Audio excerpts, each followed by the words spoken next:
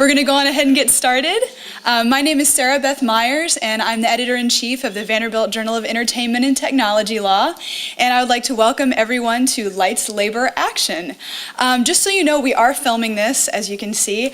So if you do need to step out for a moment, if you wouldn't mind kind of sneaking out quietly and making sure the door doesn't bang on your way out. But we just hope that you enjoy yourselves. For the course of the day, it's going to be a lot of very interesting and hopefully entertaining panels. So with that, I'm going to introduce James Gibson, who will then introduce our first panel. Morning, guys.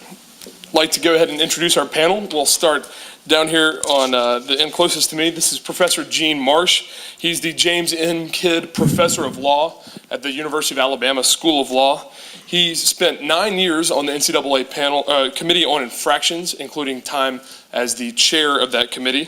He teaches a variety of courses at the University of Alabama, including a class devoted specifically to sports law, and he recently took an of-counsel position with the Birmingham firm of Lightfoot, Franklin & White. Next to Professor Marsh is Naima Stevenson, who is Assistant General Counsel to the NCAA. She spends much of her time looking at infractions and enforcement matters, and she has been with the NCAA for about 3 years now. She began her career as an associate at the Washington, D.C. offices for Arnold and Porter. Next to Ms. Stevenson is Professor David Williams, who is the Vice Chancellor for University Affairs. Here at Vanderbilt, he wears a variety of hats. He is General Counsel, Secretary of the University, a Professor of Law.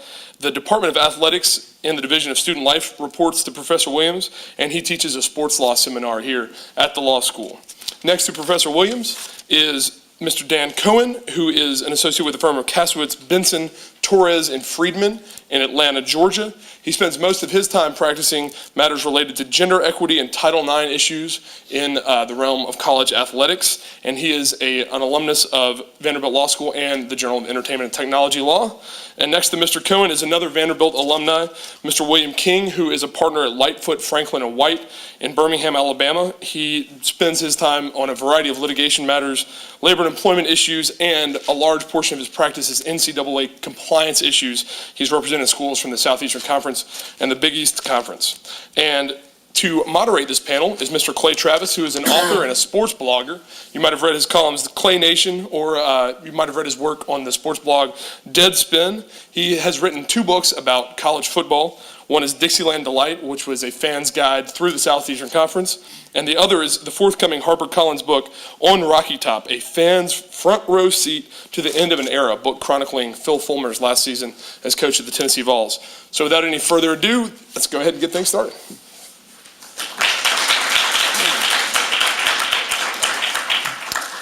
It's good to see everybody this morning. I think we're going to have a good time. I think you're going to learn a lot of interesting things, and I know we have a really extremely august panel here. We've all sort of gotten introductions already. I think we're going to allow everyone to introduce themselves. I'm Clay Travis. I was here, graduate 2004, and I'm excited about this. For all of the interest and extreme pleasure and delight and whatnot that we get from college athletics, most of us really have no idea, and I know myself included, the inner workings of how NCAA rules, regulations, and infractions are examined. And I think that we're all going to learn an awful lot to sort of undergird. Everybody who's been paying attention to sports knows about the Florida State controversy, for instance, that's going on right now. We sort of all hear about these controversies, but really don't have a great depth of knowledge, I don't think. Certainly I don't. I don't think most people do. The individuals on this board do, and they can share a lot of that information and make us understand some of these issues in a way that maybe we haven't before. So without any further, I guess we'll just go straight across the panel here and let everyone introduce themselves, and then we'll get rolling. I know at the end we're going to have questions from the crowd. Is there a particular time that we want to start taking those questions? You can spend about the last 15 minutes. Okay, perfect. Well, take it away, Mr. Marsh. All right, we had, I think, 7 possible discussion points put on the table, and I was saying I thought we could spend probably about a month on each one. Right. So I'm going to, first, before I forget, I wanted to thank all of you for this gathering. It's been really first rate. I mean, it has been. The students here and everyone else in the school building who worked on this. It's been terrific from my end anyway, as far as knowing what's going on and the setup and the dinner last night and whatever, and and I really appreciate it.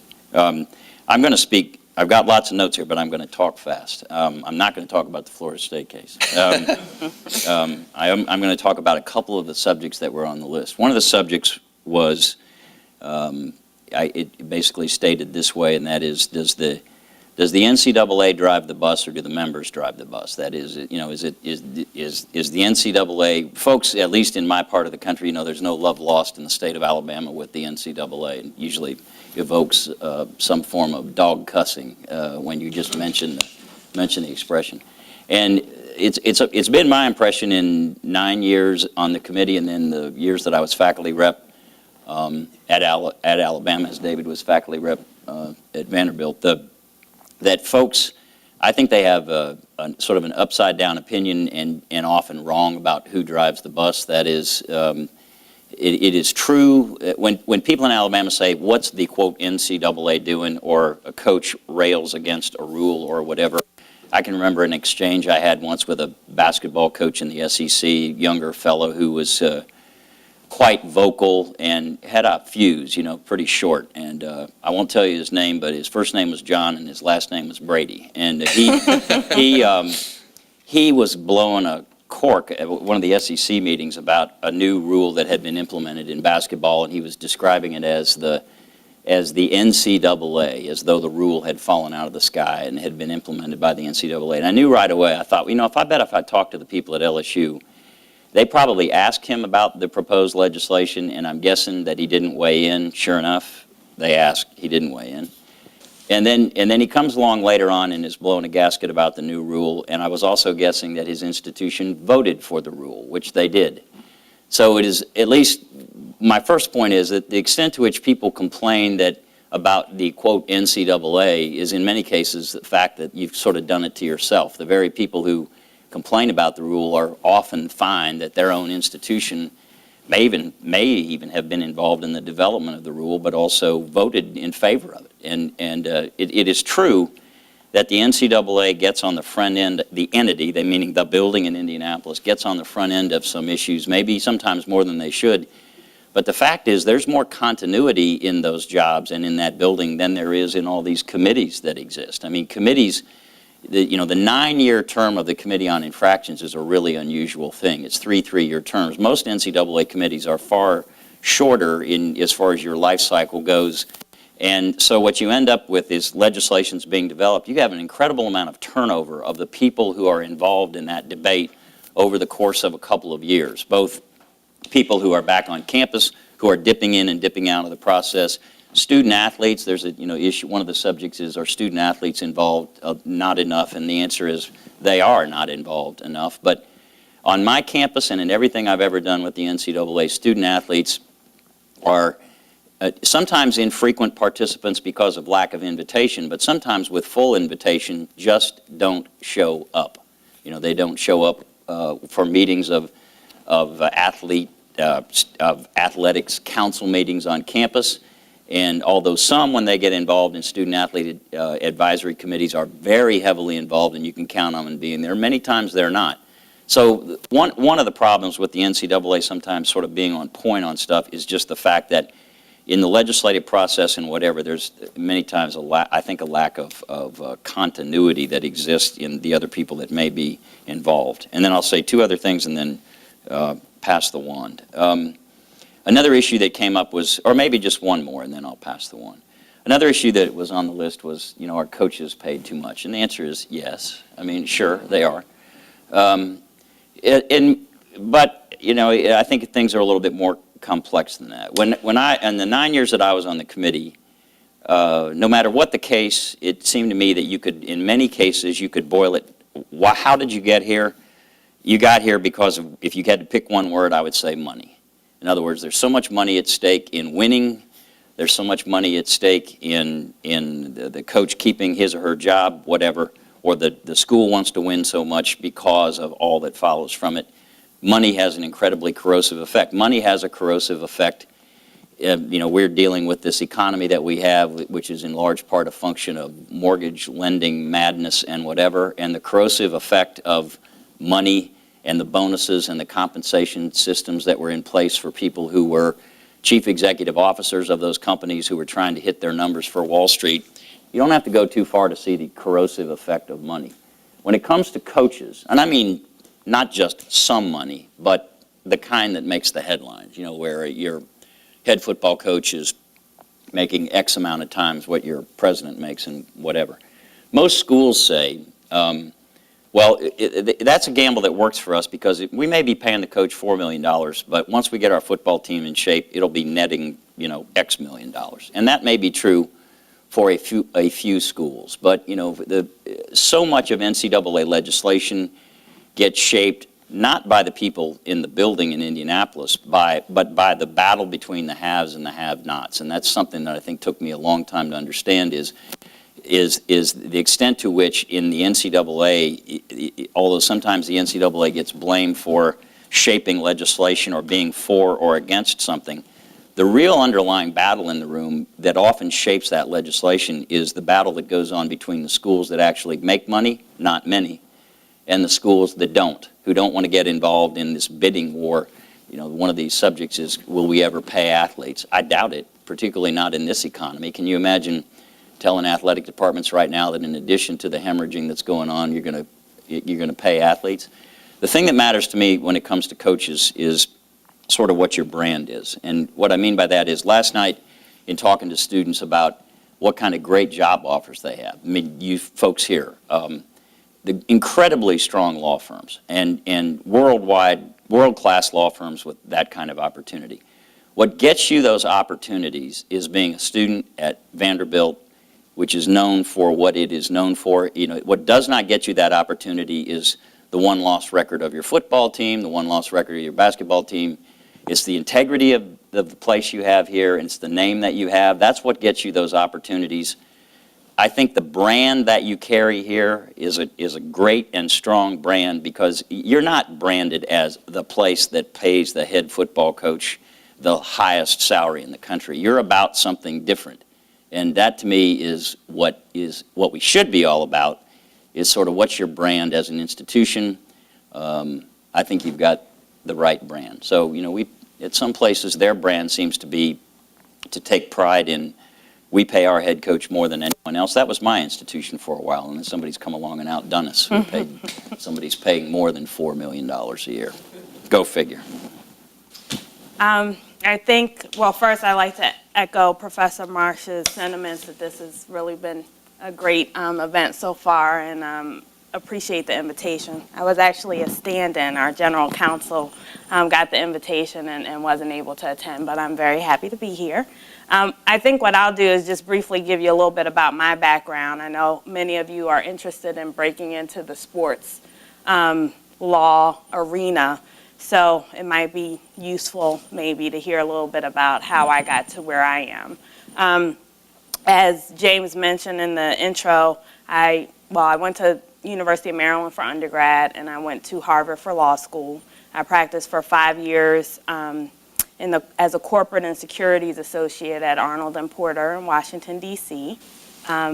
I always joke that the SEC has a whole new connotation now that I'm at the NCAA than it did when I was at Arnold & Porter. One thing to note, I know a lot of people say it's really challenging to get sports law jobs. I think that is true in part because the people who have the jobs pretty much stay in them forever. If you look at different GC's offices for particularly professional leagues and teams, if you look at the players associations for the professional leagues, a lot of those attorneys have been there for a really, really long time. I was fortunate in that the opportunity at the NCAA was a newly created position. Our general counsel's office operated as a 2-lawyer shop for over 10 years. Elsa Cole, our general counsel, used to be the general counsel for the University of Michigan and came over to the NCAA in 1997 as the first in-house lawyer for an association that's been around for 100 years. I found that to be fascinating. She quickly hired Scott Beerby, who's our associate general counsel, to deal more with the business-related issues for the association, and he got there in '99. So from that point until 2006, when they finally decided, okay, this is a lot of work, we might need to have a couple of additional lawyers, my position was created. As a private association, we can get sued anywhere where we have a member organization, and as you can imagine, that's pretty much everywhere. We've gotten sued. Elsa jokes a lot that there's very few states where we haven't gotten sued and where she hasn't had to go to defend the association in litigation. About a third, at any given time, we have about 20 to 25 active lawsuits going on, which is a lot. And about a third of those, I would say, are a byproduct of our enforcement infractions process on a wide variety of different issues, including negligence, whether or not we actually followed our own policies and procedures in the processing of a case or the deciding of a case as it relates to our infractions matters, defamation. When the committee members may have characterized different individuals in a way that they found not too pleasing. We have those kind of actions. So anyway, my position was really created to work with our staff and our committee members and other areas in the association that have process-oriented functions to make sure, not that we don't get sued, because we get sued pretty frequently, but that when we do get sued, we have dotted all the I's, crossed all the T's, followed our own policies and procedures so that we can defend those actions. As I mentioned, we have I was hired in 2006. In 2007, we hired a fourth attorney. So now we're a 4-lawyer shop. And still the work is never ending. We have a lot of issues that come through our office which make it really interesting and fun to go to work every day. Everything from equipment manufacturers who sue us because we've changed our specifications on lacrosse sticks, and whether or not as a rule-making entity we can do that. I would say yes, but an equipment manufacturer said otherwise, and we actually got a favorable decision in the Eastern District of Michigan just 2 days ago, so that was good news. To the type of issues that I've talked about as it relates to the infractions process, to major antitrust, class action type litigation. So it's a fascinating place to work, and I'm ready to get into the discussion. Well, I was not here last night for the dinner, but being an employee here, I'm sure you guys put on a very good show, and so I'm glad to hear my two compadres say what a great job Vanderbilt's law does. I was in Tampa while you were eating. I was watching our basketball team become crushed by Gene's basketball team. And I just flew in, just got off the plane and came right here. A lot of in reading the stuff and listening, first off, I have to admit, in my seminar that I teach here, both Naima's boss and Dan actually lecture in my seminar. So if you want to ever hear a lot of people other than me talk about sports law, take the seminar. We basically have about 15 guests that come in. Some of the things that are very interesting that are going on, and I would say that in the college athletics, it's really a very, very changing environment right now, and part of it is because of the economy. But the interaction that I have with Naima and sort of in a small sort of crossover with Gene is I also serve on the Infractions Appeals Committee. And so when Gene would finish with them and Naima and Elsa would sort of doctor them up, they come to us because everybody appeals them. And it's interesting because we're sitting here talking about Florida State, and I won't comment on it either, mainly because probably within about 6 months we'll probably be hearing that appeal. And so you do have a system that's somewhat like a legal system that constantly keeps this thing going. And Gene's absolutely right. I always say it's the us's of us. It's not the NCAA. We make the rules. And Gene is also right. Between both the Committee on Infractions and the Appeals Committee, that is sort of the really only committees that sort of stay intact. Both of those have 9-year terms, 3 3-year terms, so you can sit on those for 9 years. very, very interesting work, and you learn a lot about what happens, I would say to a degree that's really not really good about some of the stuff in college athletics. Gene made an interesting comment about sort of our brand, and one of the things was about one of the topics was about Vanderbilt's athletics. And I'm always put in a position I have to correct what's said.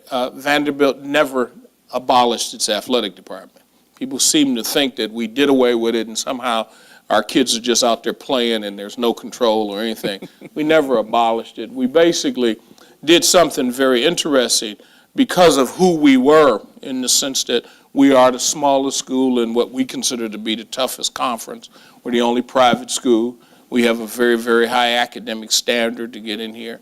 We're not a state school, which I think has an advantage, say in the Southeast Conference, to be a state school from a money point of view. We basically tried to change ourselves to leverage ourselves. You know, that sort of thought of, you know, you try to find what your strengths are and structure yourself around that to get the advantage out of that. And Gene's absolutely right. One of the things we thought all along was, with no disrespect to the other millions of universities out there, that we have something a little different. And it starts with that concept of strong academics and integrity that we basically were going to build off of. And so we kind of changed the model a little, and we don't have an athletic director per se. We do have people that run the program, and if there's anything like an athletic director at Vanderbilt, it's me.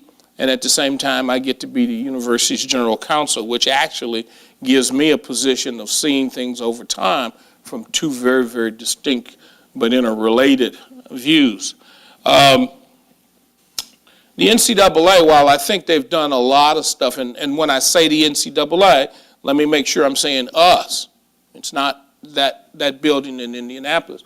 Where I do think they have not, or we have not done a good job, is on academic reform. And I think Miles Brandt has tried, and I think there's been pushes, but just as Gene talked about those people that get in those committees, and you have the money group and the non-money group, at the end of the day, make no mistake of it. At the end of the day, make no mistake of it, college athletics is a business. It is a business. And money talks and everything else walks. And so it does become a situation where I really believe the academics have suffered. I mean, we've sort of gotten right to the pinnacle, and then we kind of back down, and we're actually seeing some of that now in some of the reforms that were supposed to come out with men's basketball, which has a deplorable graduation rate. I mean, a deplorable graduation. And I challenge anybody that says we shouldn't be concerned about graduation rates in college athletics. I mean, that's ludicrous. It's at a university. You should always be considered with graduation. Coaches' contracts, I mean, I think that's another thing. Gene is absolutely right. We never will be the highest paid, but we hope we set up an environment where our coaches want to stay, and I think our baseball coach said it well 2 years ago. He said the great part about coaching baseball at Vanderbilt is I know I'm not going to get fired just because I had a losing season. Well, the problem in college athletics now is you can have a winning season and get fired, and that's not going to happen here. We kind of see our coaches also as teachers. And so, no, we're not. I mean, and that doesn't mean you can just come here, coach for 15 years and never win.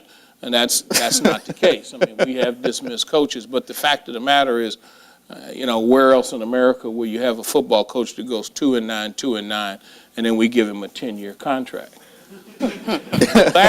You laugh, but that's the same coach that took this team, this school, to its first bowl in over 20-something years. And won the first bowl. The last time Vanderbilt won a bowl game was the year Churchill stepped down. So it was worth actually doing that because we knew it was going to take time. So like everybody else, I'm happy to be here and look forward to interacting with you guys. I'm Dan Cohen, and as Travis said, I'm a Vanderbilt Law School grad, and so I'm very happy to be here. I think that the Journal and Sarah Beth and James and everyone else, Brett, have done an outstanding job, and so I wanted to thank you for the opportunity to come back. Before I went to Vanderbilt Law School, I worked in 3 different athletic departments, and then once I was here, I had the opportunity to work in the General Counsel's office at Vanderbilt in regards to Title IX issues. So I was in the industry before I was a lawyer. I work in the area of Title IX for the most part. I tend to represent universities, although not exclusively. Title IX really deals with gender equity issues. It's a little bit different than the NCAA issues. It's more of a core labor law issue in some regards, as the theme of the symposium is. Title IX is an area that is rapidly changing right now. In 2005, there was a decision handed down that gave private litigants a right to sue for retaliation, and we've seen a rash of suits since 2005 because of that. Fresno State alone is paying $18 million in settlement dollars to 6 coaches, and they just got sued for a 7th time. In terms of student athletes and opportunities for participation, there hasn't been a lot of developments since about 2005, but now that we have a new administration in Washington, D.C., I can guarantee there's going to be a dramatic increase in enforcement actions from a Title IX perspective. And to a large extent, schools are like sitting ducks. There is a lot of schools that have exposure right now. Not necessarily liability, but a lot of schools that have exposure. If you just look at the statistics, there are about 78% of all NCAA institutions that could be sued tomorrow. They won't necessarily lose, but they could be sued tomorrow. So there's a lot going on right now in the area, and we can talk about that as the panel goes along. I won't get too deep into it right now, and I'll pass the floor to William. My name is William King. I'm from Birmingham. I work at Lightfoot, Franklin & White. Our firm has been very involved with Vanderbilt Law School for its entire 19-year existence. We sponsor the first-year appellate writing program. We're the guys that paid for the Black Acre where they had the good food last year, so you have us to thank for that. I graduated in 1989 and really glad to be back because I love coming to Nashville. My wife's family's from here. I get to miss a day and a half of work, meet some new friends, and so this is great. What I do is I represent colleges and coaches in the infractions process, and that is always a process that my clients do not initiate and want to conclude as quickly as possible. I cannot tell you how interesting and fun the work is. I do litigation, or the law firm I work for is litigation only, and it's just entirely different than lawsuits. And it really is fun. In addition to representing coaches and institutions in dealing with NCAA enforcement and Committee on Infractions, I also have helped clients with drafting coaches' contracts, 2 kinds. One for the head football and basketball coach, and then one for everybody else. And they're very different animals because there are more zeros in the first than the latter. And that is really interesting because what you try to do is basically look forward 5 or 10 years to the train wreck and then try to engineer backwards from that to make sure that you've covered every possible cause of the wreck to make sure the university is protected. And then you go negotiate with the coach and his lawyer, and the coach always has the upper hand in the negotiations because you are either hiring him or her, and that means you really are excited about them, and they are leaving somewhere to come work for you, or else you're renegotiating because the coach has just had a great year. So the athletic director sends me in to talk to the coach and his agent to tell them about all the bad things that we need to put in the contracts. They talk to them about the dollars. So it really is fun, and I think I figured out why I was invited here, because I have a perfect record in the last year against this panel. Naima, I represented a coach in dealing with NCAA enforcement, lost. I then went before Gene's Committee on Infractions. He was not there, lost again. Was outraged and appealed it to David's committee and pulled off the hat trick, 0 for 3. Found out last month. And but it's for those of you who are interested in it, if it is, I was just lucky the way I got into it, and I won't bore you with all the details. But there are certain things that you can do to put yourself, I believe, in a better position to work on one or both sides of this business. And I'll be happy to discuss that with any of you afterwards. I won't waste time talking about it now. So I'm very glad to be here. All right, now we know everybody here. What I'd like to start off with, I think, and I'm going to scare Naima by coming to her immediately, is just sort of a baseline idea of where the NCAA gets its power and authority, and how does that work? Because I think we've already seen that the NCAA, it sort of becomes this huge target. I mean, it's representative. People rip the NCAA, and maybe people disagree, but I think there's probably more of a dichotomy between fan understanding of the NCAA relative to institutional understanding of the NCAA than probably anything else in the college athletics field. So if we want to start with there, and then if anybody else wants to jump in, and then we'll just get rolling. I think Professor Marsh did a good job of setting the tone for this, but you know, everyone seems to think that it's those people in Indianapolis that does whatever we do to institutions and to student athletes. As Jean identified, and David Williams, it is the membership, it is the institutions that make this monstrosity of a manual that makes the rules that govern the association. The people in Indianapolis, so this is where we get our authority from. Right. We get it from our schools. When the folks in Indianapolis, you know, everyone from our office, we're positioned a little differently, but the enforcement staff, membership services, which has now changed their name for the millionth time, and now they're academic and membership affairs, our governance staff at the NCAA, all of these folks assist the membership, the committee structures in, you know, making sure that we are interpreting our rules correctly so that there's equity amongst the universities, that we are enforcing our rules so that there is equity amongst our membership.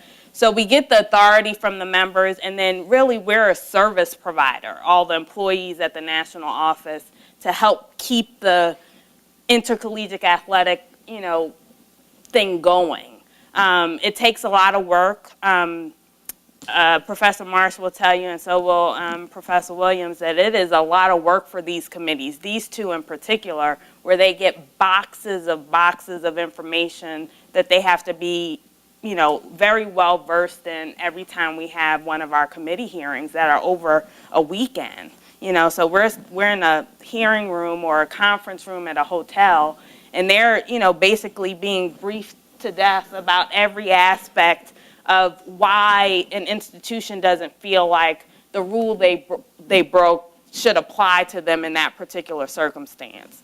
It's a lot of work, but it's our members. It's each committee that we have at the association is made up of people like these two who are law professors or athletic directors or faculty athletic reps. And they are the ones who make the rules and enforce the rules with the decisions. So we get the authority from the membership, and we are really, the employees at the national office in Indianapolis are a service provider to the membership. I think there's a misperception that the NCAA employees aren't college sports fans. I mean, as sort of a baseline level, I mean, you could talk to that a little bit. I mean, you yourself are a college sports fan. Right, and I was, when we were at dinner last night, they gave me the bad news, because I can't even watch Maryland's men's basketball because they will break your heart on a regular basis. I at least have the women to root for. I guess you guys do too. But most of the people in the national office are either former student athletes, former folks that worked in athletic departments at institutions. We have lawyered up, for lack of a better way of saying it, in some of our positions because, you know, a lot of people look at our processes as being akin to legal processes, and they really are not. They're unique and administrative. You know, this is a private organization whose members determine the direction in which it goes. So most of the people there, whether they're lawyers or not and working in non-legal capacities, are really avid sports fans. Right. Not all. I have a friend who works in our human resources department, and we have regional rounds in Indianapolis, and she didn't get tickets. We get 2 complimentary tickets to go to any NCAA championship game, so that includes March Madness, which would be the biggest of those. We don't get tickets to the BCS games. We don't get tickets to football. That's totally different. But anyway, I was sitting talking to her. I said, I know you got your tickets, right? She said, no, I don't go to a game. I said, your husband is going to kill you when he realizes that the tournament is here in Indianapolis and she has no tickets, which she could have gotten for free. For face value, or for free. No, we get 2 complimentary, and then we can purchase up to 2. So Wow. that's a benefit of working at the association. I'm actually off to Miami next week for first and second That's a tough round place to games. have to go watch games. Tough place to go watch games. But yes, we get the authority from the membership, and not all, but a lot of the folks who work at the national office were either former student athlete or have some athletic nexus, and they're really passionate about the work that they do to serve the membership. Right. Well, let's get into a little bit about, we've talked about the member organizations, which are the universities and how they govern. A lot of the conflict, I guess, and you guys can speak to this, arises when an individual student athlete deals with a particular NCAA rule. In particular, do you all as a group, and anybody can jump in here, think that student athletes individually, you may think that the member institutions are treated fairly under the NCAA rules. Are individual student athletes treated fairly?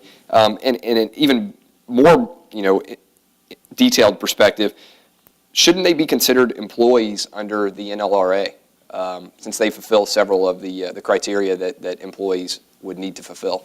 And I'm not going to direct this to anybody in particular, but feel free to jump in and run with it. And if nobody does, then we'll have an issue.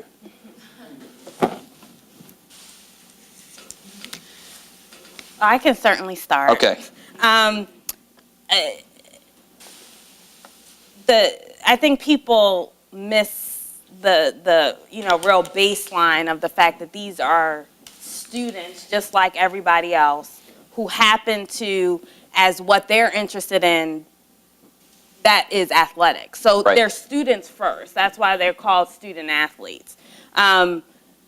We would never consider a student at an institution to be an employee. Just like you guys are involved, in this journal, and this is what you choose to, obviously the journal, or maybe it does, I don't know, doesn't generate money for the institution. So I guess that's where the difference lies. But these are students, they should be there for academic purposes first. Right. And athletics is something that they're passionate about. I think of Courtney Paris at Oklahoma. When you really sit down with these student athletes, there's probably a handful of them who probably do believe, and we saw that in the White litigation, that there should be some payment. Right. But when you think about $64,000, that's a lot of money. I know that I'm still paying student loans for both undergrad and grad school. Right. So here you have a young woman who is passionate about her sport, so much so that she wants to declare victory before a game is even played and is willing to put her scholarship on the line. So no, I don't think that we would ever consider our student athletes employees. They're students at college institutions. Okay. Yes. Every employer that I'm familiar with, it is the younger or newer employees who cater to the needs of the older employees. And the student athletes, at least the ones I'm familiar with, it's the opposite on campus. So I think in many respects they get treated a lot better than employees. Right. They certainly have more support staff than most 18 to 21-year-old employees have. But I don't see how you could ever. I agree with Naima. There's no way you could consider them employees. I just don't see that happening, Clay. The thing that bothers me, and this is kind of getting to the paper play issue, is that there are incredible demands put upon their time, and some of those are mandatory activities during the season. Then there's the off-season voluntary activities that I think the reality of I see Chris laughing. They're not really voluntary. They don't have time to do anything other than their sport and go to school, and which eliminates their ability to legally and validly go get a job and make some money so they can have money to spend when they're not doing sports and schooling. I do wish there's some way we can fix that without it becoming a true pay-for-play situation. You know, I'm going to disagree a little bit, and I'm going to disagree based on where I think the profession is moving and where I think the real problem is going to come. The concept of this is that your payment, if you want to use it, payment, is a first-class education. Well, there's two components to this that bother me as we move on, and I'll go back to when I went to college as a student athlete. Yes, that was what I got. I got a scholarship to get an education that was going to change my life. Well, the fact of the matter is now we've put in two different components back from those days. One is a huge amount of kids that are not getting the education. And while people will say, well, that's the kids' fault, remember there are kids when they come. They're 18 and 19. And universities, quite honestly, allow some of these kids to be used by the university. The second thing is it does raise a question. When you start putting this amount of money in things, and the university is basically making money because they're making deals with Coca-Cola and Nike, and the coaches are getting $4 and $5 million, that you turn to the kid and you say, and remember, many of these kids come from backgrounds where they don't have anything. And so for us to basically have to have a special fund or have to get a waiver through our membership at the NCAA, sometimes to allow a kid to fly home for a funeral. I mean, the fact of the matter is we're creating something that where you both are very right in the sense that I don't think it's appropriate, but where I think is the outside forces are going to basically push the issue. I mean, how many times do you sign deals where coaches are making this, the university's making that, all this money is flying on these campuses, and the student athlete isn't getting any of it in any shape, form, or fashion. I mean, what we have to go through sometime to provide one of our student athletes something other than that garden variety scholarship is really scary. I mean, I'm constantly, I mean, you know, we're in situations where if there's student athletes walking across this campus, and my wife calls me and says, I just saw so-and-so, I just saw the men's basketball team. They looked real down after that loss. Why don't we take them to lunch? I said, you got to go call my compliance director to see if you can do that. And so we're creating an environment where I think there's going to be more and more push to somehow divide up the pie differently. And I think we're putting ourselves in a real bad situation because we really do have, you know, I can give you the name of 2 or 3 great men's basketball coaches in this country who have done wonderful things on the court and have never graduated a kid out of their program. How are they still coaching? Gene, did you have something you wanted to add there? This goes back to a point I made earlier about how sometimes you think that the NCAA is opposed to something, and that's the way it gets played by people in the media, and then you find out sort of the underlying reality, and it happens to relate to student athletes and jobs. The first NCAA convention I ever attended was the last sort of big tent convention type. It was like in 1996, and it was here in Nashville. And it was a year when there was on the table this proposal to have more liberal rules regarding student athletes being able to be employed during the academic year, even if you were on a full scholarship. The idea, it was, and I don't remember that's, you know, how many years ago, 13 or more years ago, exactly what the proposals were and how it all played out. But I can remember, you know, being wide-eyed going into that event for the very first time, thinking, reading in the ahead of time, the newspaper articles are saying that once again, the NCAA is opposed to more liberal rules regarding employment of student athletes, and that there's concern from the NCAA about cheating that might go on, because the concern was, well, if you let your local football players go get a job, you'll find out that maybe they're working at a car dealership and getting paid X amount of money and not doing anything but not showing up. So it was that was the tone of the debate. Then when I get to the convention, what I find out, sort of the smoking room level of debate, which affected the outcome, is although the NCAA is getting tagged as being the bad guy in the process, what it was a fight between, once again, what I called the haves and the have-nots. But in the strangest way, coaches who were honest were saying, hey, if I can recruit a kid and say, not only can you come and play for us, but we can get you a good job. And let's say you got a kid who's interested in medical school. Well, there sits our medical school, our world-class medical school. We can get you a job as a research assistant in this world-class lab. The have-nots were worried about, and there are a whole lot more of those than haves. They were worried about, hey, what am I going to say to a kid if we're in a rural area? We can get you a job running a trot line or fixing fences or what. And so to me, it was really a vivid and probably a good first experience to understand that what gets portrayed as opposition sometimes by a certain group ends up with a vote that is in fact affected by this fight that is going on between the people who have resources and people who don't have resources. The easiest person, and believe me, I am not an apologist for the NCAA. I just finished a law review article that just went out a few weeks ago that is significantly more critical of the process, the infractions process, than it is kowtowing to it. But I do think many times the easy way out is for writers and bloggers and whatever to say, well, it's the big bad guys in the building in Indianapolis, when in fact outcomes in many cases are shaped by who's got the money and who's not. That's where the fight is, including the idea of compensation for athletes. Imagine a school like Alabama right now, which I think is definitely making some money in college athletics because of what's going on with the football program. Their ability to throw some money around to student athletes, and maybe not individually like paycheck, but just the funds or whatever that you can load up and fly somebody here, there, or wherever.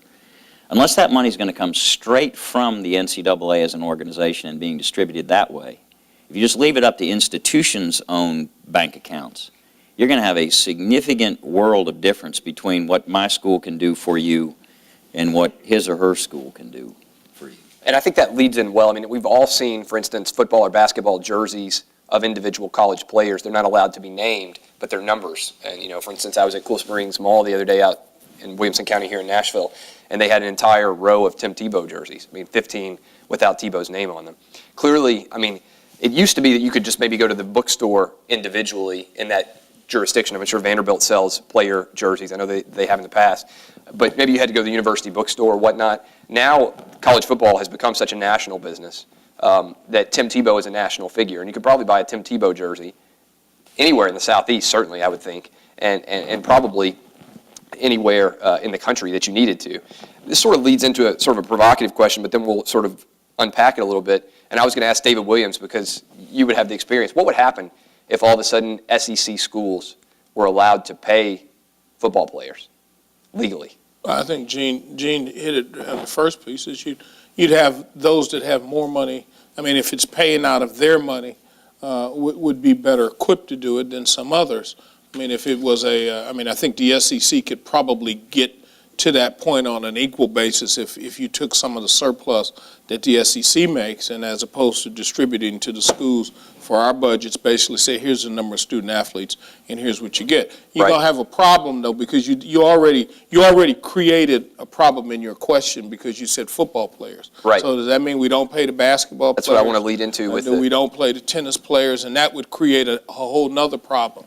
I'm not in favor of paying. I just think we're going to have a hard time defending it, but it would be a mess. It would be just a big mess if we decided to somehow take that money and basically pay the student athletes. But I think there's a way to change some of that, and that's, to me, the concept of what the scholarship is. I remember back when I went to school, which seems like millions of years ago, you actually had a portion of the scholarship grant and aid that actually, we used to call it laundry money, which was actually a certain amount of money that you got a month in addition to that. And we kind of put that on the meal tickets and stuff like that, but there's no reason why that number couldn't be raised. So as at least to give some of these student athletes a little bit more cash in their pockets and a little bit more of that largeness that we're taking in from this industry. Sort of back to the Tebow thing, is there any argument that that's not a fig leaf to allow individual jersey sales in that player's name, and probably not on an individual basis fair to him?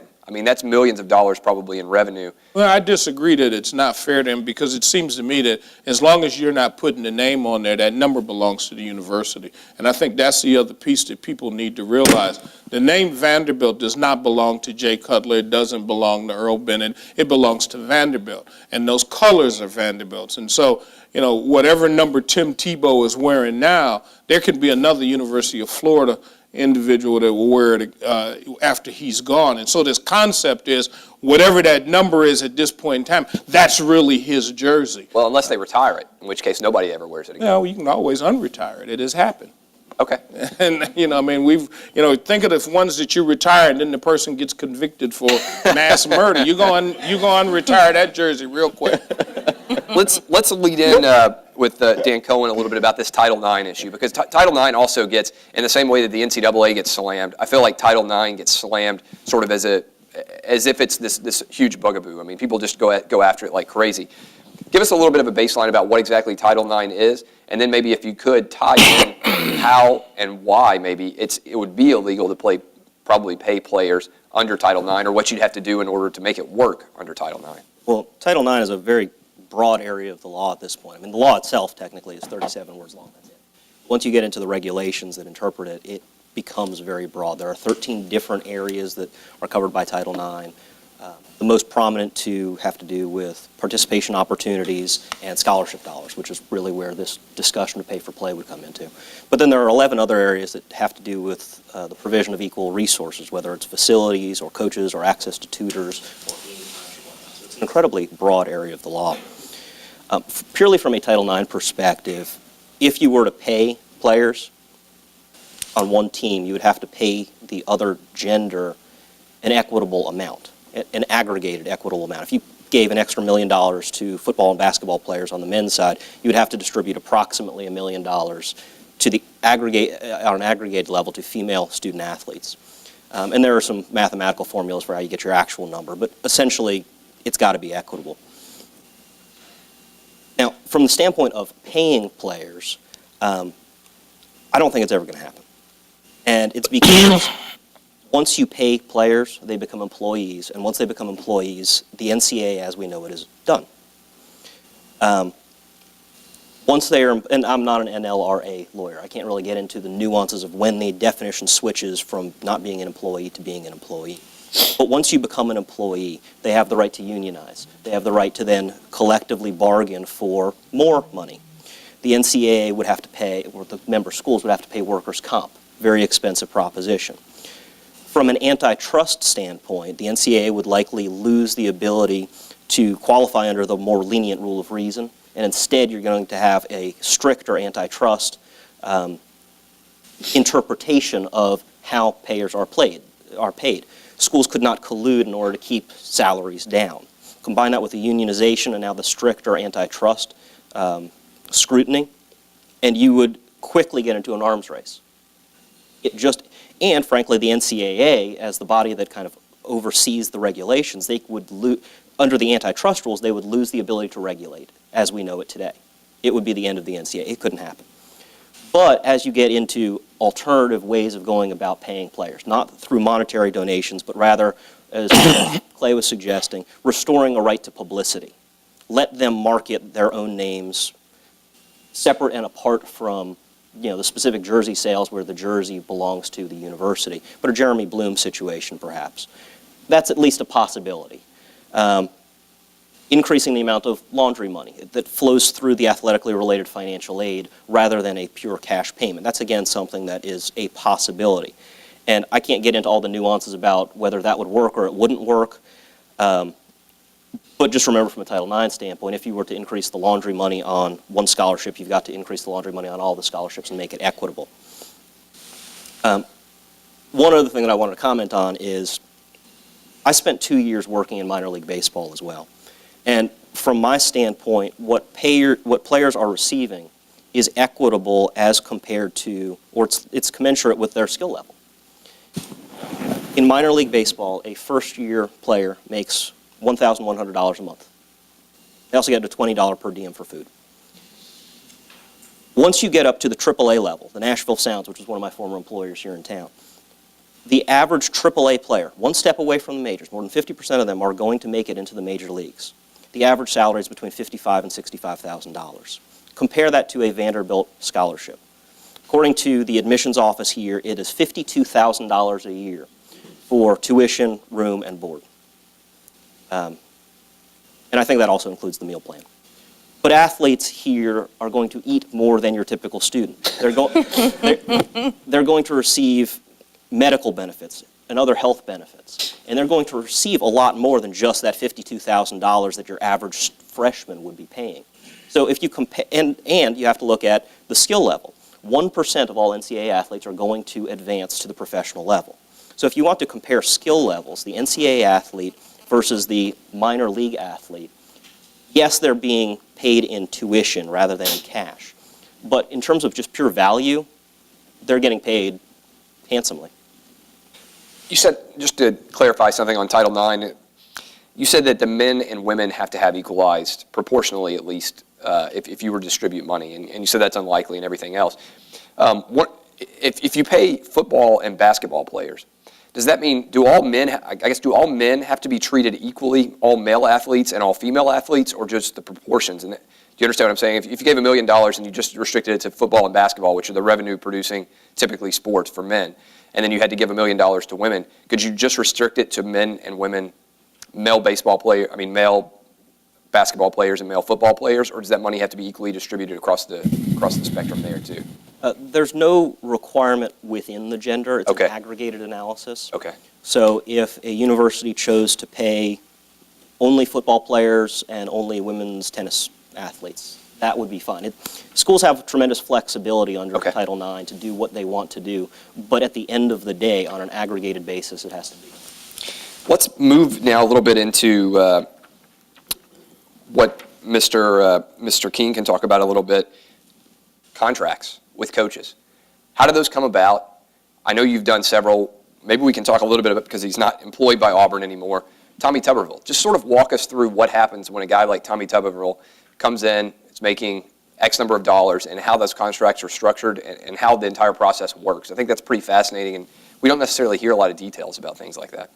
One thing that's common in colleges today in the revenue sports is the universities not only pay a base salary, they pay for all of the coaches' endorsement rights, radio, TV, internet rights as part of the contract. So where 15 years ago a coach may have had a salary of $150,000, a football coach in the Southeastern Conference could make 5 or 6 times that in outside income, which he was free to do on his own. And the universities, I believe the collective thinking is we want our coaches focusing on coaching and we'll handle the marketing.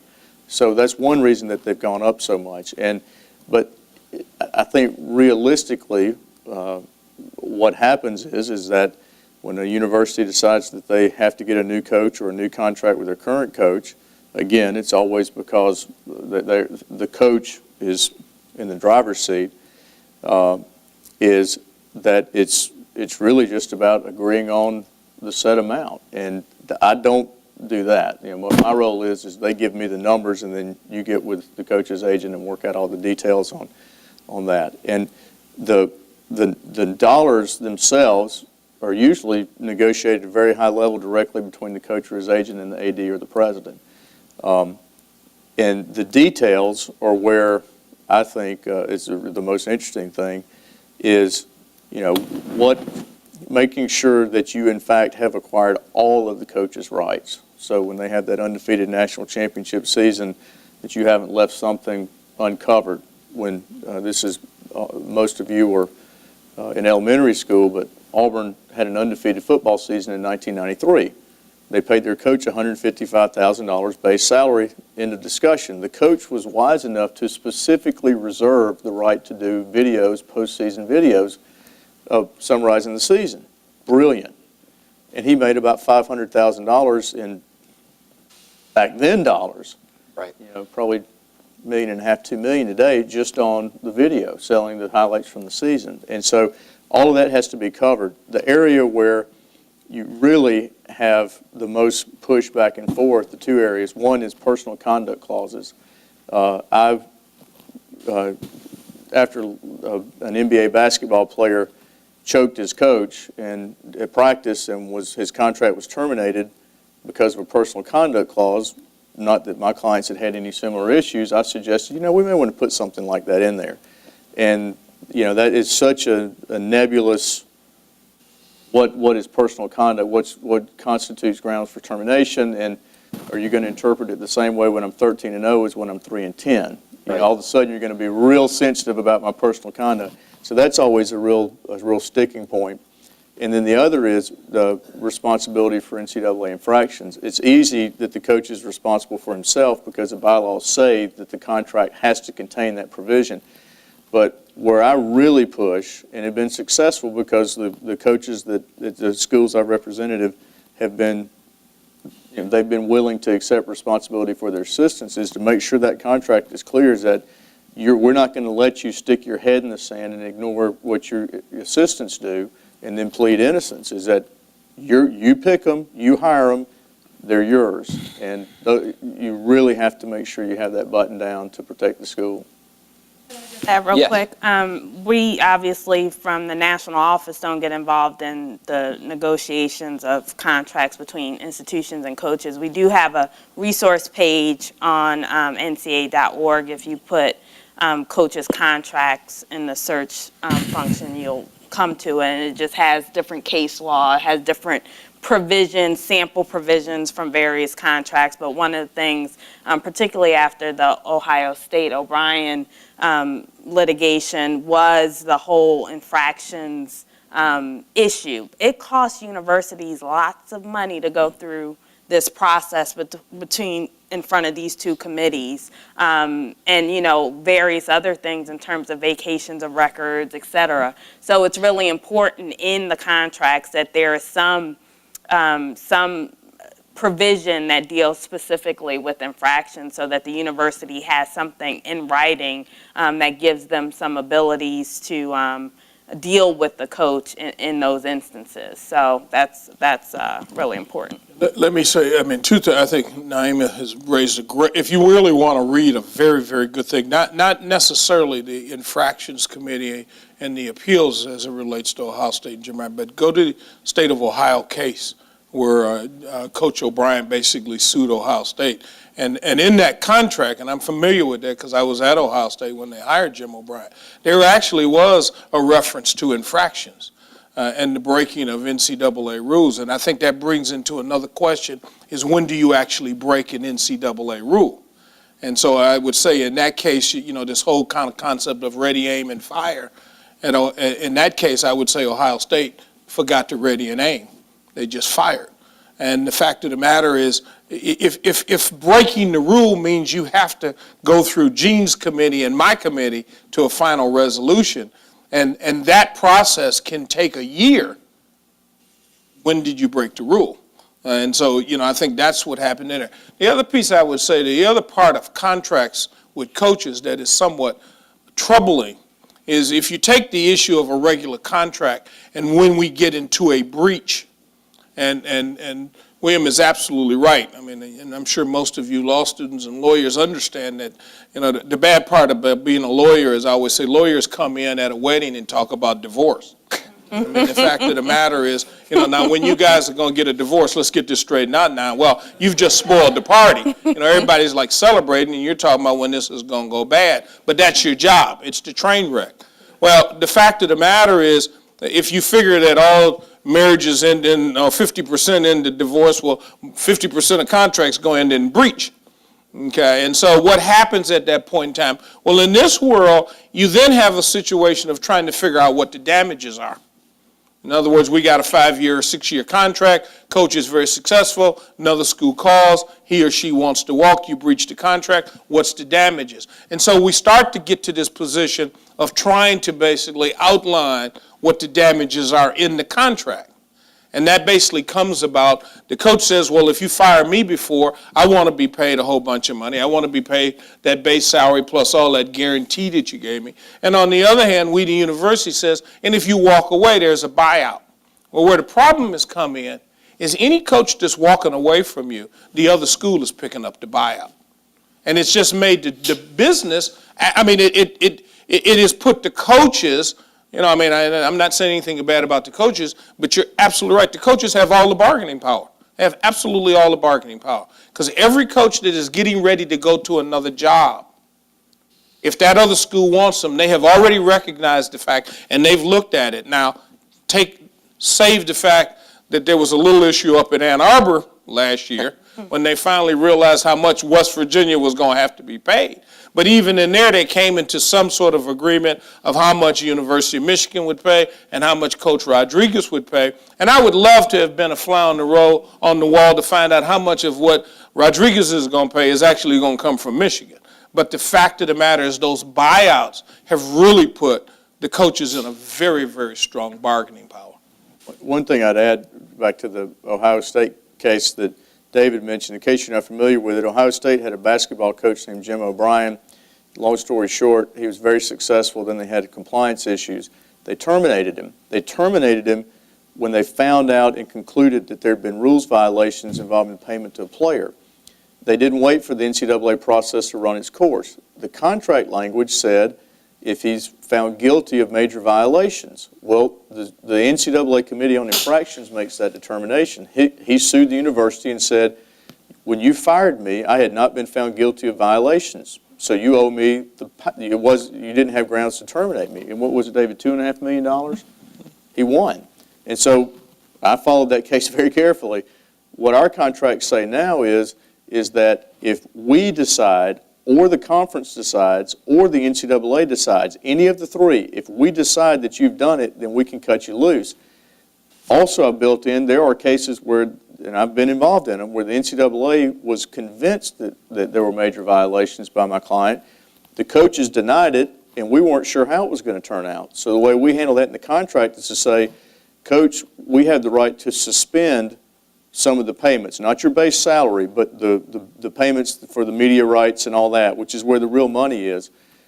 We can suspend those while the investigation is pending, and if you're cleared, you'll get the money back with interest, but if you're not, if you're found guilty, that's it. The other thing about buyouts and terminations is interesting, is David's right. The school that's trying to hire your coach has already factored that in before they come after him. But I will say, and back to Coach Tuberville, and this is all public information, so I'm not saying anything that I shouldn't.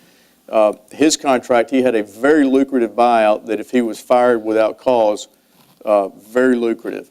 And the flip side is that if he left for another job, it was dollar for dollar the same.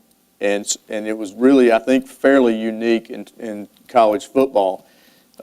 And I am convinced that was a real deterrent in some schools that had very attractive jobs and plenty of money, but they just weren't willing to pay, at that time, $6 or $7 million just to have the right to talk to him about coming to work for them. So it can be a deterrent, but what I always tell my clients is that the bottom line is that if you have a coach that doesn't want to be there, you're probably better off with him going somewhere else anyway. Making your coach stay it's not going to be a good situation eventually anyway.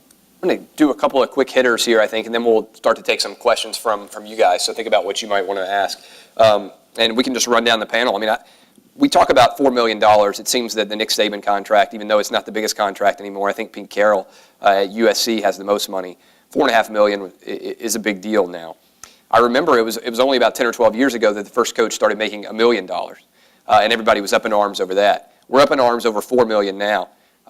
Where are coaching salaries going for major programs like that? I'm interested. I'll start down at the other end with Mr. King. Just run down. I mean, in 10 years, what are we going to be saying? What's that number? And is $4.5 million going to seem like $1 million does now, like pocket change? Well, I'm a believer in the free market, and when it comes to that sport in particular, the market across the country, that's what it is, because that's the kind of money that the sport generates. At most schools, successful football programs pay for the rest of the athletic department. And as long as university presidents and athletic directors believe that they will get a good return on their investment, then they'll pay what it takes. And when Alabama hired Nick Saban, I live in Alabama, and everybody thought this is ridiculous.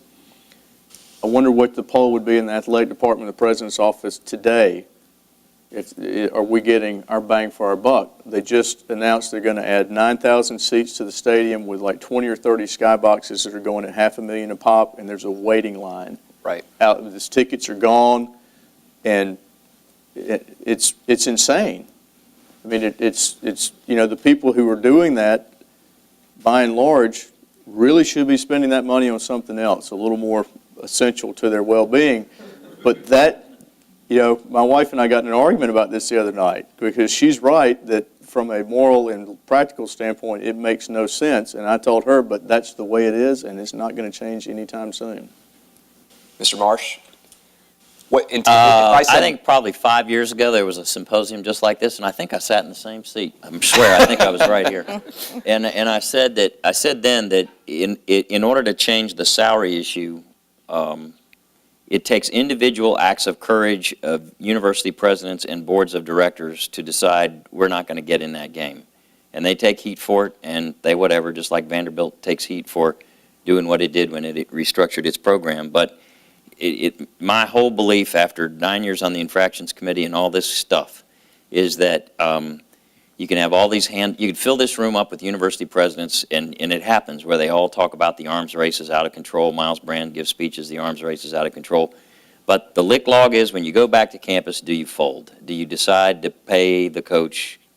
That's where you either have courage or you don't have any courage. And I don't agree that it's okay just because now the coach is making enough money to pay for the rest of the football program. It's also part of what I led with, and that is sort of what's your brand? Like, right. What do you stand for? I ran the University Honors Program for 4 years when I was living in two worlds of teaching undergraduates and also in the law school. And we recruited heavily, in high schools. And I can't tell you how many high schools I would go to where and this is way back in time, but where they would have like one AP course or, right. A sort of fairly miserable setup for their science labs, yet they had a high school football program that was loaded for bear and a booster organization and whatever. And you can say, if you say, that's okay because they raised their own money, I just don't agree with that. In part, you make a statement when you decide to spend that kind of money, even though you're in the black.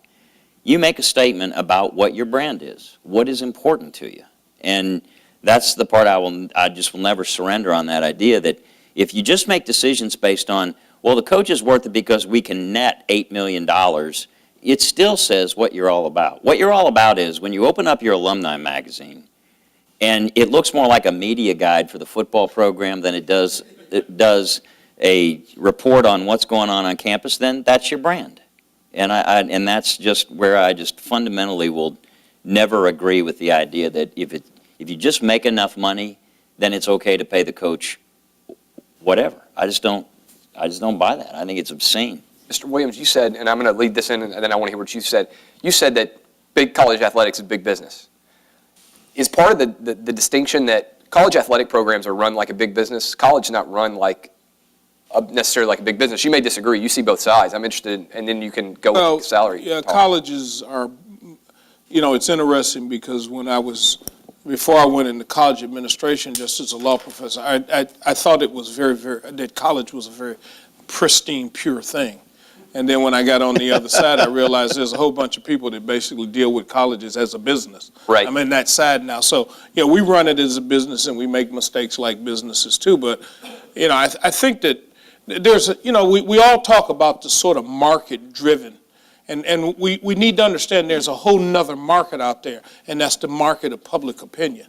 Right. And to have two SEC schools recently, as we are sitting in the worst economic crisis that this country has faced since the Great Depression, to basically say, I got to hire a football coach, I got to hire a basketball coach, and money is no object while that universities are laying people off. Eventually, that will catch up with you. Because Gene is absolutely right. It basically starts to say who you are. And while I agree with, if it's the NFL, pay them whatever they can get. But when you bring it to a college campus and you're raising tuition, you're telling the rest of the university there's no raises, there's no hiring, we're going to lay you off. It is just immoral to basically go out and say, we'll pay a basketball coach, we'll pay a football coach, whatever it costs.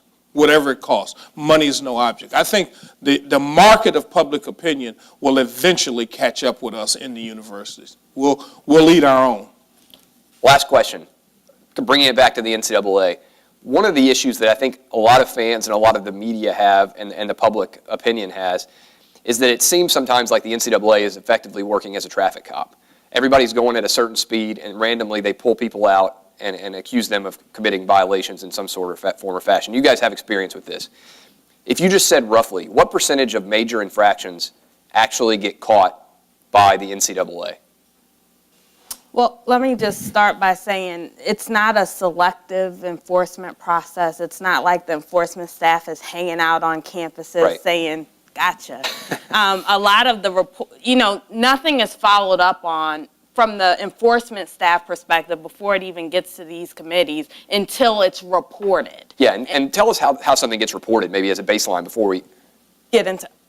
First of all, it comes from a wide variety of sources, including the media sometimes. It comes from other schools telling on their competitor up the street or in their conference. It comes from ex-girlfriends, ex-boyfriends who help write that paper for the student athlete when they weren't supposed to. I mean, the information comes from everywhere. And, this has been a very Division I specific conversation. There are 3 divisions that make up the NCAA, and the enforcement staff of about 30 people is responsible for enforcing the rules for that entire population, over 1,200 institutions. So that's a lofty task. Right. So they can only follow up on information that is reported. And then, so the landscape out there, I know fans know of whatever they know of about their competitor school or et cetera, and it's difficult to see why is my school getting beat up on when the school up the street is doing X, Y, Z. Well, unless that information comes into the staff, there's no way to enforce the rule in that way. Now, there is what's called the basketball focus group that just got established. It's a subset of the enforcement staff that is looking into basketball recruiting issues, et cetera, because that has been something that the membership has, really voiced some concern about. But again, it still won't be until the information is of a credible level that an actual enforcement action is started and then can possibly make its way through the process. But just in general, for people who have dealt with these situations, what percentage of actual major infractions does the NCAA actually have an opportunity to levy a penalty for? I mean, in other words, is that accurate, that's the equivalent? I mean, that there's a lot more infractions that actually take place, major infractions. I'm not talking about minor infractions, just from you guys' perspective. Well, I mean, what's your point? I mean, is there a whole lot more tax cheating that goes on that occurs that doesn't get caught? Yes, but what's your point? Shut the IRS down? I don't understand. No, I'm not. There's not a point. I'm just saying the perception is that there is a point. The perception is that they're not. That they're not completely. It's a thankless job. But my question is still, how prevalent is cheating in the NCAA? And if the NCAA is only catching 2% of cheating, that to me means that the NCAA is not effectively being able to police its own But I think the problem you have with that is in order to say it's 2%, you have to have some baseline of knowing there's more cheating out there. Right. And the fact of the matter is, I think the answer is we just don't know. Okay. I mean, we don't know what everybody's doing, and if you listen to people, everybody will tell you about that story about how they got that kid or how they did that, and you don't know if it's true or not. I mean, I'm by training a tax attorney, and the tax code is 2 volumes and 6 regulations, and this book is harder to understand. This book is harder to understand and has a less enforcement ability. Because, in many cases, the NCAA, if you want to say, they're really dependent on people coming forth. Right. And people will and will not come forth for different reasons. So, I mean, I think they do as good a job as can be expected, but you have an environment. And you distinguish between major violations and minor violations, or secondary violations and major violations. But you have to understand that a string of secondary violations can take you to major violations. Right. Well, you cannot operate a Division I athletic program without having secondary violations. If you go 3 years and you're not reporting a secondary violation, you will get a call from the NCAA because it's impossible. Right. So you got a situation that's ripe for breaking the rules, and we don't have the ability to figure out what everybody's doing behind closed doors. You know, from running an athletic department, and a small one here, I am constantly worried about things that I don't know what's going on. Right. And you try to do checks and balances. You kind of walk in one day and say to your compliance people, okay, everybody empty their desks. I want to make sure nobody's writing exams for people. I mean, you just can't follow all of these things. And that's one last, Mr. King, you do an awful lot of compliance work going to the schools and trying to teach these coaches, these assistant coaches, these head coaches. How well do they understand the rules that they're being forced to apply on a daily basis as a group? And how complicated is that to apply? We just saw this rule book. The rule book is very difficult, and I've worked with it. I come at this a little different angle because I've never worked for a university, I've never worked for the NCAA, I've never worked for a conference. So I think I really have a different perspective on it because I really am kind of just like a disinterested observer who kind of strolled up and said, oh, okay, here's what I think. Schools are very committed to rules education. Most schools have a meeting every month. The coaches have to take the test before they can go on the road to recruit. The schools are devoting the time and effort to try to educate the coaches. I spoke at 12 schools last year. Obviously, I'm a very dynamic speaker.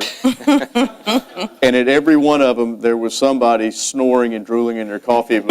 And not because they were disrespectful, but probably because they'd been on the road recruiting till 2 o'clock the night before or whatever. So, you know, the level of actual knowledge varies greatly. The schools are trying to do it the right way. They are. I'll tell you that.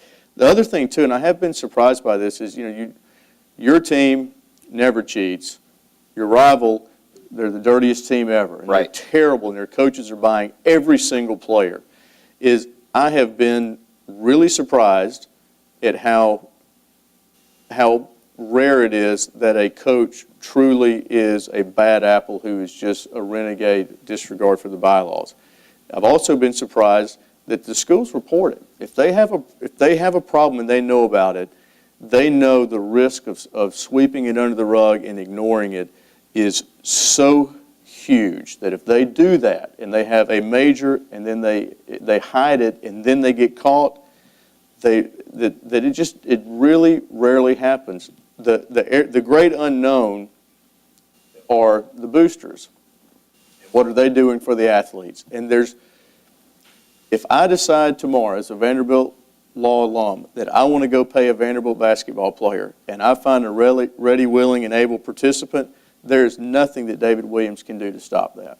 It is going to happen, and Vanderbilt's going to get in trouble for that. That's the great unknown. The second great unknown is how much do your coaches know about that? That they're not directly involved, but they know the player came back with nice clothes and a car or new stereo or something that's not right. Right. And then that's kind of the gray area. That's what I see. The answer to your first question is how much is being detected and how much is going undetected. I have literally no clue, nor do I know anyone who does.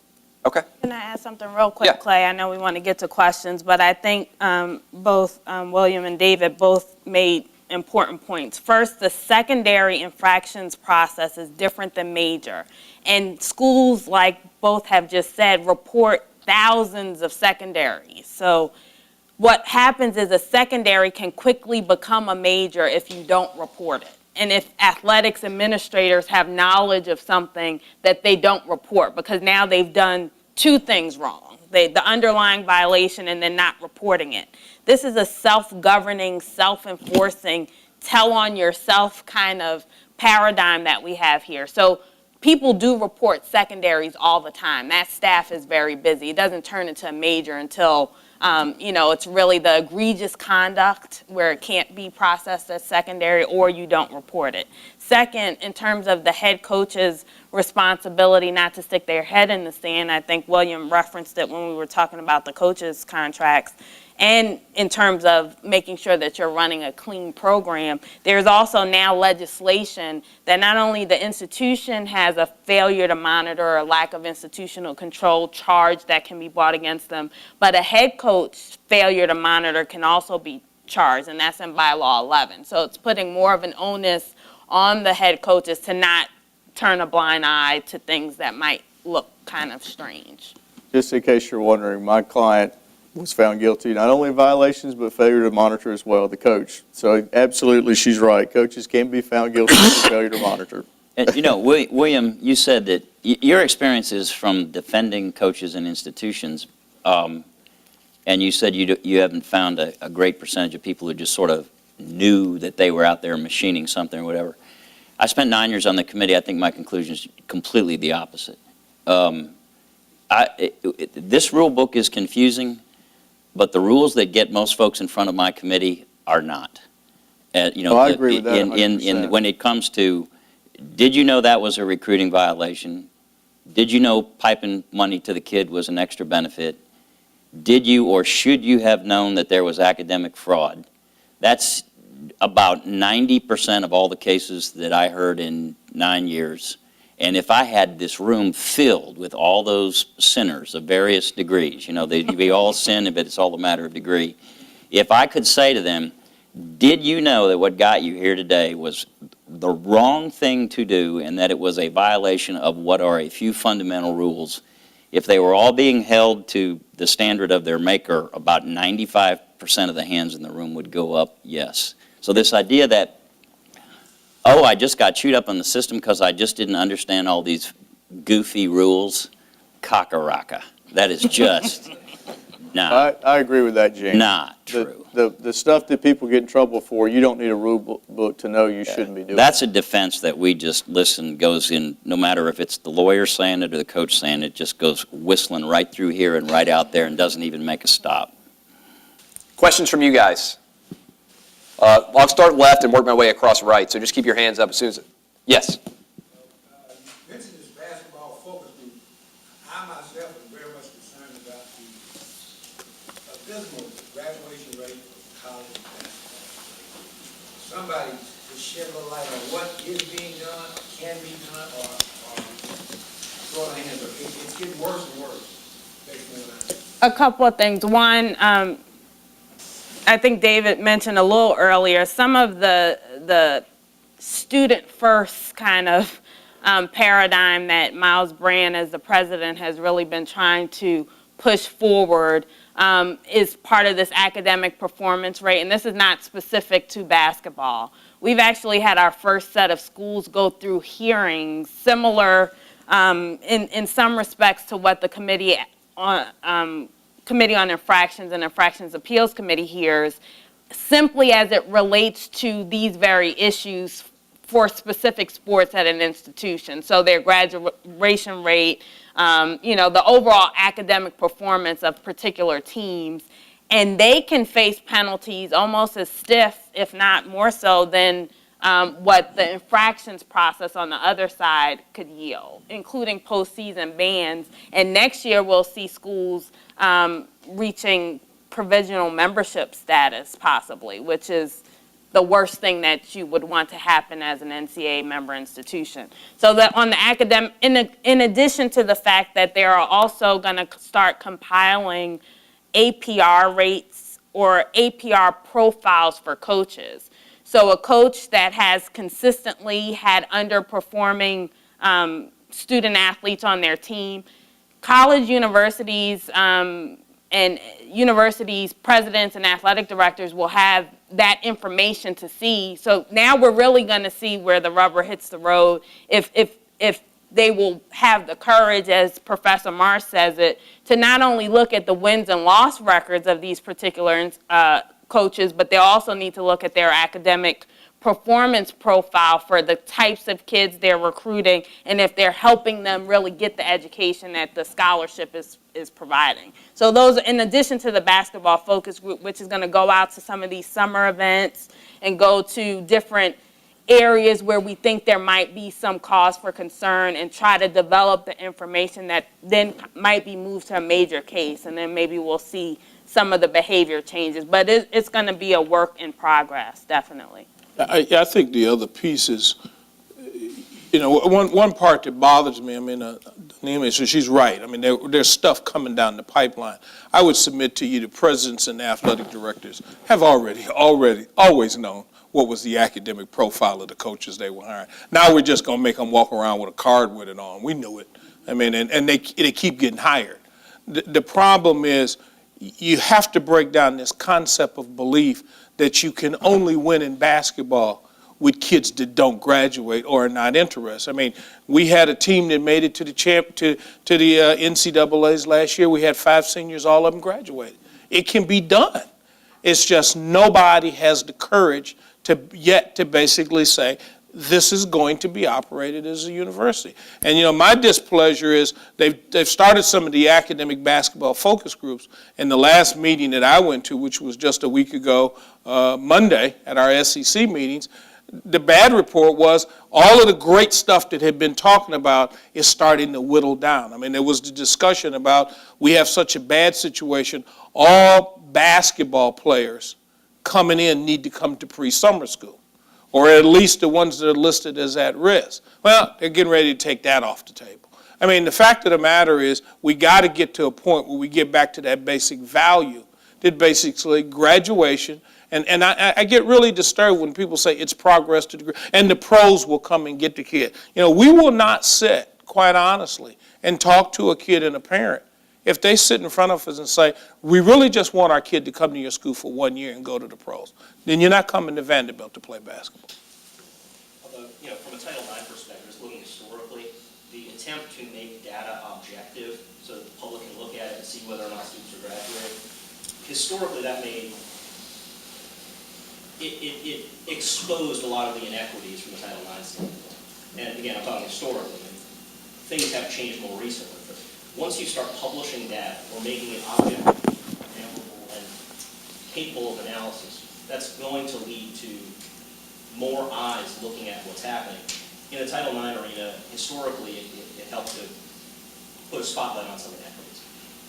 But the APRs, if actually we start snatching scholarships, taking money, not letting them go in the postseason, you'll start to see people change. Yeah.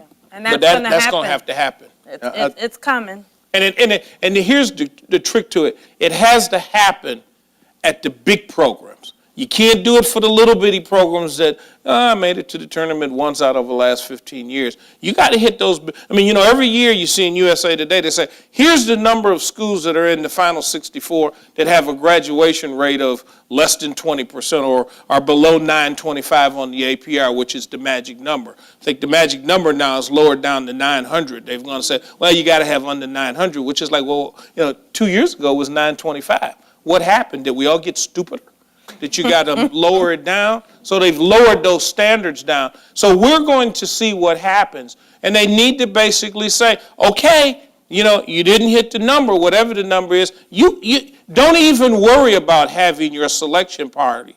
You're not going. We don't care if you're rated number 1 or not. I don't think they have the will to do it. I really don't. I think you're also going to see in the coaches' contracts right now, some schools have started offering bonuses for higher APRs, and I think if you really want it to work, is there are going to have to be penalties for low APRs. And then the question becomes, do you really want your coaches that directly involved in the academics? Is that their job? Is it a good idea to have them involved? And I'm not sure I know the answer to that one. Well, one of the things we've gotten to, which is interesting, that's a great point. We basically pay bonuses for people to do what they're supposed to do. I love the fact each of my coaches come in and, I won X amount of games this year. Don't I get a bonus? What do you think we hired you for? It's like, I taught 20 law students this year as opposed to 18. I should get a bonus. But now you're right. And so we're basically, if you graduate kids, we give you a bonus. If you go to the tournament, you get a bonus. If you fill the gym, you get a bonus. It's like, well, I guess what we were really paying you for was mediocrity.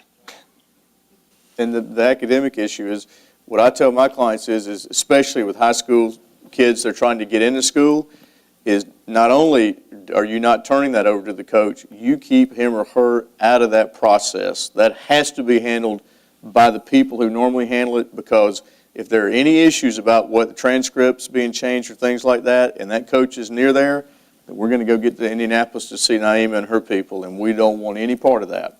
Let's get a couple more questions if we could. Yes. Mr. Cohen, it's a Title IX question. It's basically I'm wondering how Title IX governs the actual use of resources. That if a school has equal resources on the men's and women's side, but $1 million on the men's side is going to direct payment, does $1 million on the women's side actually have to go to direct payment, or can it just be equal resources in general? No, it would have to be like time. So yes, if we were Talking talking about a scenario of cash payments, then it would have to be cash payments on the other side. As I've said before, I don't think we're ever going to see cash. It's going to change the NCAA's world too much. But if you're talking about specifically scholarships or other categories that can get lumped into the financial aid package or the grant aid package, it's got to be equitable on both sides. and again, it's an aggregated level. So it's not like you have to pay certain players the same on each side. If you want to take $1 million and give it to the football team, and you want to take $1 million and just spread it equally amongst every female athlete, you can do that. And again, we would have to get into math. It's not a 50-50. I really don't want to get into that. You, and then we've got you two. You first. Yes. Okay. My question would be, I know you guys talked about employment. Now, I know there might be an issue about future prospects going to a university. Now, how is it, if you can, say something about family members actually being employed at the university, allowing that person to maybe go to school for free, allowing more scholarships to open up for, more players? I mean, is that an issue? I mean, is that possible, or is that breaking any rules for, a family member to be employed at the school, allowing that, students to be able to go to school for free, still being able to play, but to allow him to be a walk-on, and then still getting money for, future scholarships? Well, if they're recruitable, they're counted against us anyway. But, I was at a meeting the other day, and the people got to talking about the economy, and this one guy said, the problem with the economy is, I won't go on a long thing, but how money follows return. And what happened is money's not going to the emerging markets. It's coming back to the United States where there's no return. But there's these smart kids that graduate from schools like Vanderbilt that basically create these artificial type vehicles, swaps and things. You see the same thing in athletics. In other words, one of the things that happens is everybody is trying to create a better mousetrap. And so, sure, the fact of the matter that there is an opportunity to go to school free if your parent is an employee there, and whether or not we can manipulate the rules, or someone can manipulate the rules by doing something that has been pretty much done a lot without the free part of it, is, I really want you to come here and play basketball, so let's hire your dad in some role. Well, that can be conceived as legitimate somehow, and once dad is there, if the university rule is, and most places generally have a length time that you have to be an employee, but there are some that don't have that, well, then you do have a kid that legitimately can go to school free, and at least at a minimum the athletic department is not paying for that, because that's a benefit for the employee. I think the crutch of it is, do you have that linkage between recruiting the kid and hiring the relative? If you do, then that's a problem. Yeah, but you got to prove that one. And the fact of the matter is, I can give you 5 in the last 15 years and names that just would ring your bell, where universities basically hired the father. I mean, just straight out. And it was just like everybody's like, oh, and nothing ever happened. University of Kansas is a great example. Yep. And also another trend that's gotten a lot of press is hiring the high school or summer basketball coach of a player that everyone knows is going to go wherever the summer coach goes. There was a very high-profile player who's now played 1 year and is now in the NBA, and his summer coach is still at the school, and I think his salary's highest paid assistant two or three times what a normal assistant salary is for a basketball coach. That can backfire too, at Arkansas, where they hired the high school coach. They got the star quarterback, and then I forget which one happened first. I think that assistant coach moved on to a different program and then the quarterback ended up transferring. You know, the other piece, one of the things that I think we sometimes do live in a sort of our heads in the sand, and one of the issues that I think I wish we, the membership, would face up on is we try to make this argument that the student athletes, in many cases that we recruit, are basically recruited and have fallen in love with the school. When the fact of the matter is many of them they've fallen in love with the coach and the system. And so we don't seem to bifurcate that. We still want to say, well, you really came to Vanderbilt because it was Vanderbilt. Well, many cases, it was really the coach that brought the kid there, and that might be that system. And so I think there's still some work we have to do as it relates to recognizing really what is happening in the marketplace. I mean, these kids are at 18 years old. I mean, the great example of it is how nice does your facilities have to be? Well, you know, my daughter is a freshman swimmer at Brown. You want to see a crappy dorm, go where she's at. But the fact of the matter is, if she was going to school and trying to get a scholarship, the pool, the dorm, everything, you know, those things become very important. And so we get into an arms race on facilities, partly because we want to have good, safe facilities, but partly because we're trying to convince 18-year-olds that we got all the bells and whistles and you need to come here. And once you do that, you open up a whole other can on Title IX. Absolutely. Last question. I work for the State Board of Education here, and we often are having to teach civics lessons, like it sounds like you all do, about the role of the legislature, the state, local boards of education, and in terms of governing education. You all have to do the same thing with the NCAA members, et cetera. Particular tips about how you're able to teach those civics lessons in order to help people know where to go to try and change things and reform things. If I have a good perception that the NCAA in Indianapolis is running things, I'm not going to know the best way to try and head off some of these things that past are trying to do education reform, academic reform in the way. So, do you have any tips about how you teach those lessons? Well, I'll tell you from a university point of view, one of the things that we do, and we do it almost on a every other day basis, the NCAA staff is exceedingly good at interacting with you. And so I would say utilize the NCAA because they'll send people out to your campus. They'll do anything to help you learn. The other piece from a university point of view is the most important person that I have on my staff is none of the coaches, is my compliance officer. And she works harder than anybody in there. And not only does she have to have knowledge base, she has to have the ability for everybody to trust her. Because what you want is everybody on your staff to feel comfortable that when they have a question, that they're going to go to her. And so I don't think you can ever educate everybody, but you have to open the door where people basically say, if I have any question whatsoever, let me go somewhere. And I think that's an environment you just have to set up. And you got to have a person in there that, you know, I always say that the two jobs that you're going to find that are going to basically people in athletics burn out, academic counselor and compliance. Another thing too, the national office hosts what is called regional rules seminars twice a year, one more on the East Coast, one closer to the West Coast. And it's important to not only have your compliance folks and your athletic staff. Coaches would be nice. They don't often attend those unless they're told to by the committee on infractions.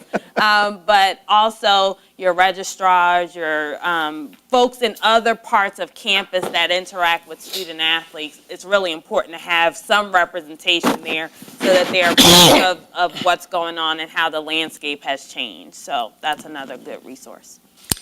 Well, I'd just like to say thanks to all our panelists. Thanks to Vanderbilt for doing a great job putting this event on. And I hope that you guys have enjoyed our discussion. And we look forward to seeing some of you at lunch. Thank you.